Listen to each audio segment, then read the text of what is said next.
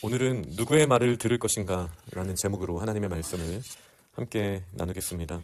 솔로몬에 이어서 르호보암이 왕이 되었습니다. 그리고 그가 간 곳은 세겜입니다. 세겜은 이스라엘에 있어서 너무나 중요한 도시이죠. 하나님의 언약을 기억하면서 그리심산과 에발산 앞에서 축복과 저주를 선포하기도 하였던, 언약을 다시 기억하였던 굉장히 의미 있는 장소입니다. 그곳에 가서 온 이스라엘 앞에서 왕이 되기 위하여 올라갔습니다. 그때 그에게 나타났던 사람은 여로보암입니다.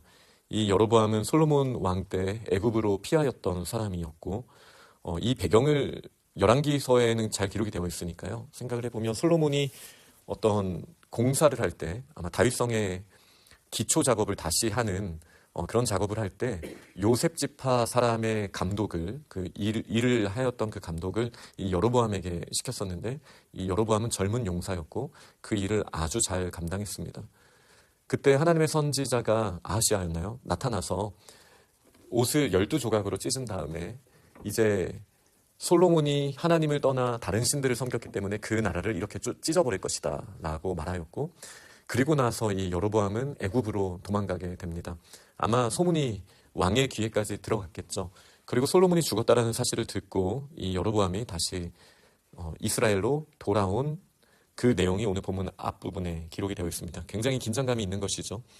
물론 다윗의 때에 헤브론에서 먼저 유다인들의 왕이 되었지만 온 이스라엘이 나아와서 다윗을 왕으로 세웠고, 그리고 두 세대 동안 솔로몬 때까지 전체 이스라엘이 왕으로 이 다윗의 가문을 모셨었지만, 오늘 이렇게 세겜에 나오고 그 세겜의 요셉 지파의 대표라고 할 수 있는 여로보암이 애굽에서 돌아왔다라는 이 맥락은 저희들에게 충분한 긴장감을 준다라고 할 수 있습니다. 여로보암과 온 이스라엘이 르호보암에게 요구한 것은 왕의 아버지께서 우리의 멍에를 무겁게 했지만 이제 이 무거운 멍에를 가볍게 해주셔야 합니다 라고 요청을 했습니다. 이 맥락에서 저희는 이 노역이, 아니면 이 멍에가 이렇게 큰 게 잘못인가 잘한 건가를 판단을 해볼 수도 있겠지만, 그 판단을 뛰어넘어서 솔로몬 왕을 정말로 좋게 평가하고 있는 역대기이지만, 그러나 솔로몬이 모든 백성들을, 그 마음을 만지면서 하나님 나라 앞에서 건강한 공동체를 만들었는가에 대해서는 저희는 의문을 던질 수밖에 없다라고 할 수 있겠습니다. 그리고 르호보암은 그 요청 앞에서 3일 후에 다시 오라고 이야기를 합니다. 여기까지만 들으면 나쁘지 않죠. 저희는 사실 어떤 문제가 일어났을 때 급하게 결정하려는 그 마음이 늘 마음속에 있잖아요. 그러나 3일 뒤에 오라는 이 말은 그가 옳은 선택을 할 수 있는 여지를 남겨둡니다. 먼저는 르호보암 왕은 솔로몬의 생전에 그 앞에 모셨던 원로들과 의논합니다. 당신들은 이 백성에게 어떻게 대답하겠습니까? 라고 질문을 하였고, 그들은 백성을 후대하고 기쁘게 하고 선한 말을 한다면 그들은 영원히 종이 될 것입니다. 당신을 잘 섬기게 될 것입니다 라고 말을 했지만, 이번에는 자신과 함께 자라난 젊은 사람들과 의논을 합니다. 그때 훨씬 더 가혹하게 해야 된다라는 답을 들었죠.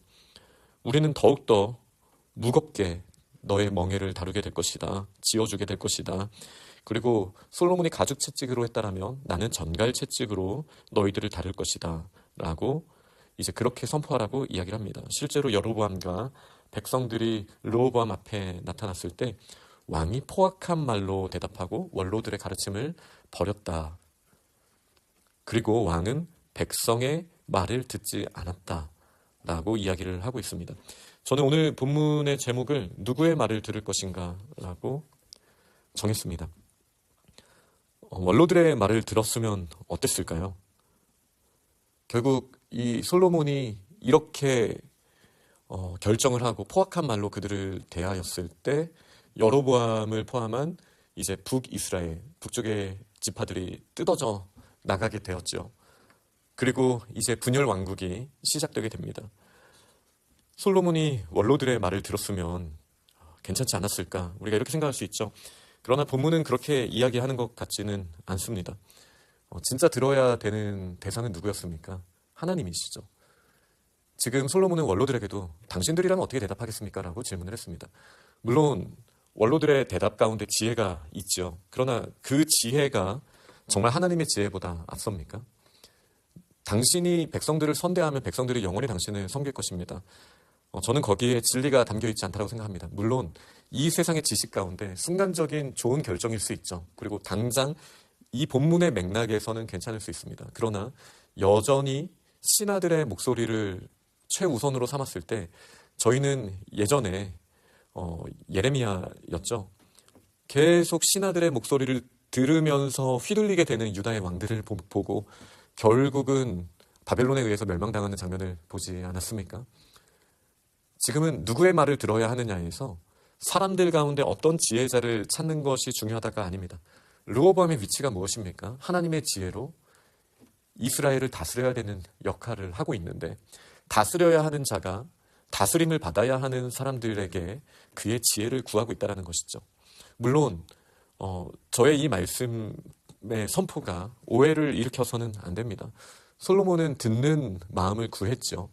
그러나 이 모든 것의 기초는 하나님의 말씀을 듣고 하나님께 청종하는 자리에서 다른 사람들의 이야기도 듣는다라는 것이 전제지, 이 3일의 시간을 두고도 무릎 꿇지 않았던 다윗과 솔로몬과 너무나 대비되는 모습, 하나님의 뜻을 위해서 선지자를 통해서 하나님의 뜻을 물어보지도 않았고요. 이것은 다윗과 너무나 대비되는 것이죠. 다윗은 심지어 지금 제가 일어나서 전쟁을 해야 됩니까? 라는 것도 하나님께 물었었는데, 그런데 전혀 그런 모습이 기록되지 않고 신하들에게 귀를 기울이다가 무엇이 나에게 유익한가를 생각했던 이 르호보암의 모습에서 사실 저희들의 모습을 또 한번 돌아보게 되는 것이죠. 저희들의 매일의 삶도 우리의 지혜자, 우리를 인도하시는 분, 그리고 우리의 이사야서 표현으로는 모사가 되시는, 어드바이저가 되시는 하나님께서 우리와 함께 하시고 또 우리에게 가장 좋은 것을 가르쳐 주시고 인도하여 주시기를 원하시는 하나님이 우리의 왕이 되시는데, 저희가 그 앞에서 하나님의 뜻을 구하지 않고 내 마음에 이끌리는 것을 확신케 할 수 있는 사람들의 목소리를 듣다 보면 저희도 르호보암처럼 이렇게 찢어지게 되고 좋은 리더십으로서의 역할을 어느 곳에서도 할 수 없는 저희들의 모습을 바라보게 될 것입니다. 그러나 이 또한 르호보암만의 문제는 아닐 것입니다. 자신의 요구가 당장 관철되지 않았을 때 이 반란을 일으켰던 백성들, 그리고 젊은 신하들을 포함해서 자신의 생각으로 대화를 하고 있는 이 모든 사람들의 모습 가운데 저희는 사사기의 유명한 말을 떠올리게 하는 것이죠. 떠올릴 수밖에 없는 것이죠. 왕이 없는 시대처럼 각각 자기 소견에 옳은 대로 막 이야기를 하고 이 말 안 들을 거야? 그러면은 이건 아니지 하고 백성의 말을 안 들었기 때문에, 혹은 16절에 온 이스라엘은 왕이 자기들의 말을 듣지 아니함을 보고 우리가 다윗과 무슨 상관이냐, 정말 이것이 기준입니까? 내 말을 안 들었기 때문에 이렇게 하는 것이 정말 맞는 것입니까? 또 그것도 아니죠. 그러니 이 본문을 우리는 단순히 역사적으로 세상의 기준으로 누가 더 나은 생각을 했었고 어떤 사람의 생각을 들었어야 이스라엘은 찢어지지 않고 더 계속 강성했을까라고 한다면 저희는 정말로 한계 아래에 있는 것입니다. 정답은 하나밖에 없죠. 누구의 말을 들어야 합니까? 창조주, 그리고 우리를 하나님의 섭리 가운데 인도하시는 우리의 통치자, 그리고 우리가 사망의 음침한 골짜기로 거닌다 할지라도 우리를 반드시 쫓아오셔서 건져주시는 구세주, 하나님을 알고 그가 보내신 예수 그리스도를 아는 것이 영생입니다. 우리가 하나님의 말씀을 구하지 않으면 어떻게 하나님을 알 수 있으며 그 영생을 맛보게 하시리라 약속하신 이 땅에서 여전히 어려움이 있고 힘듦이 있는 이곳에서 하나님의 뜻을 구하지 않고 하나님을 알지 않으면서 어떻게 천국을 이 땅에서 맛볼 수 있겠습니까? 그러니 늘 어려움이 있고 우리 앞에 뿌옇게 우리가 나아갈 길이 보이지 않는다라는 생각이 들 때 우리에게 3일간의 시간이 필요합니다 라고 이야기해야 되는 순간이 있다면 그것은 AI에게 물어보기 위한 시간도 아니고 우리에게 많은 지혜를 가르쳐 주신 선배들의 이야기를 듣기 위함만도 아니고 지금 현대를 살아가는 감수성을 가지고 저희와 대화할 수 있는 이 세상 사람들에게, 또 우리와 동시대의 사람들에게 또 조언을 듣기 위함만도 아닙니다. 물론 우린 들어야죠. 그러나 그 중심 가운데 하나님의 말씀이 분명히 그 기초 가운데 있어야 함을 저희는 기억해야 합니다. 우리는 우리의 선한 목자이신 예수 그리스도의 음성을 들어야 됩니다. 왜냐하면 양들은 목자의 음성을 알기 때문입니다. 그분은 우리에게 생명을 주시고 우리로 더 풍성케 하시기 위하여 이 땅에 오셨습니다. 우리가 그 목소리를 듣지 않고 우리를 속이는 사꾼 목자나 이 늑대, 그 양의 탈을 쓴 늑대의 음성을 자꾸 듣는다라면 이 땅에서 우리가 얼마나 고생스러우면서도 하나님께 영광을 돌리지 못하는, 그게 최악이잖아요. 그런 삶을 우리가 살게 되지 않겠습니까? 그러니 르호보암의 모습 혹은 다른 모든 사람들의, 오늘 본문에 나온 다른 모든 사람들의 모습을 반면교사 삼고 정말 하나님의 음성을 듣고 그분이 허락하신 영생을 이 땅에서도 맛보며 승리할 수 있는 우리 믿음의 사람들이 다 될 수 있기를 간절히 축원합니다. 아멘.